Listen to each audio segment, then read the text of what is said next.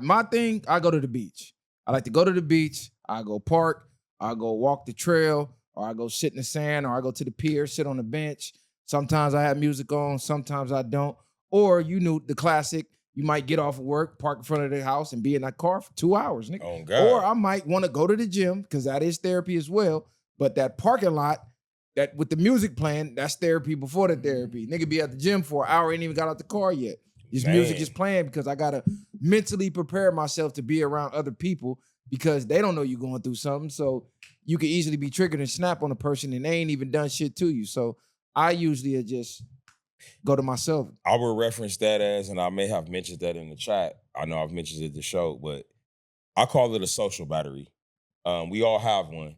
And if you know anything about personalities, character traits, energy vampires in that aspect, when you understand that the world is a type of vampire, an energy vampire, you have to constantly reset back to your default settings. So I always use the term, I need to reset my social battery, because when you're out in the public dealing with strangers, people you know, day-to-day life, that will drain you mentally. And if you're drained mentally, it messes with you physically. Have you ever been out, ain't done nothing physically demanding, but just been out for a day and get home and feel like you ran through a building or a bus ran through you?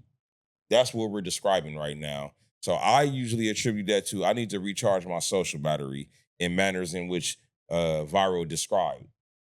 Going shopping with your girl, for example. Read the question again, Short. Will drain your battery. Okay. So what environment can you change to make you heal, and what boundaries do you need to set to heal? I don't think environment plays a big part, but a lot of people can't get out the environment. So I think you have to start with, even like the examples they gave, you have to start with habits. So you have to start creating better habits, within changes yourself, within eventually will change the environment and things that you like to do. So in another sense, I do the same thing. Beach always been my thing. I read a lot. You know what I mean? I work out, or I get in touch with nature. Stuff like that becomes healing. That is disconnecting. We around so much electrical stuff to where people don't even get the natural orders of the way the universe work. And I think those things can be healing. And sitting in solitude is one of the key things. It might not be for everybody, but being quiet. And I've noticed that too. You can be quiet and still affect people. People mad at you because you quiet. And I've been, you know what I'm saying? That actually affects people the most when you're quiet, because they can't figure you out. When you talk, people can read you. Okay, he's a charismatic guy. Okay, he's kind of a mean guy, you're a quiet guy. But when you just absolutely silent, it's kind of off-putting, because now they nervous. I don't know how you finna react. Like, you ever been at work and just been silent, and then somebody dropped a kite to your boss, like, hey man, he really don't talk to us. And your boss come try to, hey man, what's going on? And try to get you to need you to open up. I need you to open up. You kind of scaring people. I had a boss literally tell me before, they're scared to come talk to you. Can you please talk to them? Hey, Viral, that happened to me at work, because, you know, y'all been around me. Y'all know I stay with the jokes, you know, laughter, good time. It was a couple times when I came to work, you know, heavy heart, you know, dealing with personal things, and just kind of had zero emotions on the face, just walking in, doing what I need to do, and just kind of clocking out. And then I was doing that for like 3 days. And like on the 4th day, secretary was like, hey, you good? And I'm just like, you know, I'm dealing with this at home. She was like, oh, you know, I'm sorry. I can just tell on your face, you just haven't been you. And it's kind of like affecting the whole office, where we're used to a certain energy now.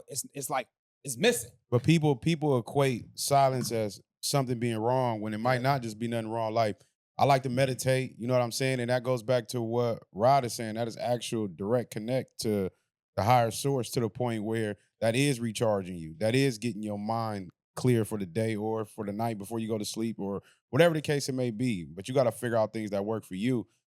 So that's just how I look at it. You know what most people need to heal? A fucking purpose. That's the problem. Most people are drifting aimlessly. All this I'm depressed shit, you know where that comes from? You don't have goals. Because if you have goals, you have steps to achieve those goals. And then you have actions that you got to take every day to achieve those goals. So most people have no motherfucking purpose. Like, I was watching, was it Warren Buffett? It was one of them, the gurus way back in like 1979. He said, you know who are some of the most hopeless, aimless people walking earth? The retired. That already had a successful business. They retired. All they do is wake up, golf, spend money, got every car, got every house, but they lack purpose. They have no no drive, nothing to, okay, what am I doing today? No, they already beat the game in their mind. So you have to constantly have something you're aiming for. Otherwise, why you even living at that point? And I say that to say that's where being a grandparent, volunteering, getting to extra hobbies and stuff like that will help you because it keep the mind sharp. When you're constantly uncomfortable or learning something new, you can never be bored. You can never be depressed because you're challenging the mind now. Your mind is always adapting and changing because I can't be comfortable because I'm learning something new. Hell, if you learn a new language, even at a retirement age, that will keep you from fighting dementia because now you're exercising that memory, that muscle memory that you weren't doing before. So You dig what I'm saying? So you got to stay focused with the mind. So my attitude is, and I constantly use this phrase, maximizing one's potential. I'm constantly looking to maximize my potential, meaning a state of boredom. That is a real thing. And you become complacent and or bored because, as you guys just stated, you're not trying to further yourself or get to the next level. As they say, that what's the saying in our community, or the slang saying, is levels to this shit. All right. They always say, once you know everything, then you have no reason to live. And as long as you're living, we're all learning. I don't know everything, and I'm glad I don't. That affords me to continue to keep living. But you have to have the understanding that one needs to elevate, maximize one's potential, something to keep you going, as you stated, bottom line, a purpose, which most people don't have. What I mean is, one may consider this or constitute it as superficial, but I keep it back to basics. I ask people, what's the last good book you read? The last good documentary you read? When the last time you went on a walk? Things that matter. And it's baffling to me how many people don't do those types of things. And if you're weak, they'll make you feel like something wrong with you because you do these things. I think a lot of it, the key thing, like what bro just said, it is purpose. But I think people confuse a lot of they think they have to do the biggest thing, a grand scheme to have a purpose. What I mean is purpose is more so you living on purpose. Like you have intentions of moving in a certain direction.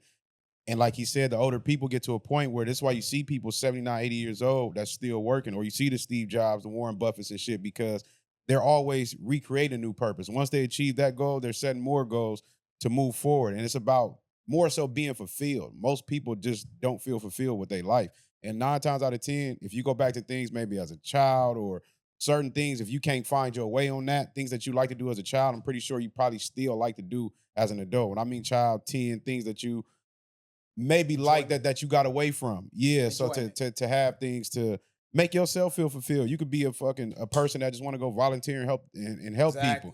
And that'll be a purpose for you. Yeah, exactly. And your purpose can change over time. It doesn't have to be draws you. So if you feel that, you open age, but you're around like children or teenagers, stuff like that, it kind of keep you youthful as well because of their spirit, their energy. I mean, a purpose you might serve your purpose over something for 2 years, 3 years. Okay, you served your purpose on that. Now move forward. Like most of us wait, like, what is God gonna tell me what I should be doing? Like, well, I don't know my purpose. I can't figure it out. And I think that's where people go wrong. They think it's a one purpose and that's for life. No. Yeah. Like you just said, no, that might have been Adapt my and purpose change. for 6 months. 6 months, I got another purpose. Yep, adapt and change. And I do feel like you don't necessarily have to just do one thing. You can be skill set in a multiple facet of things. You know what I'm saying? You can be a coach one minute, then you can be a fitness trainer one minute. Hell, you can be a poet next minute. Hell, you can pick up art next minute. You know what I'm saying? Painting or whatever the case may be.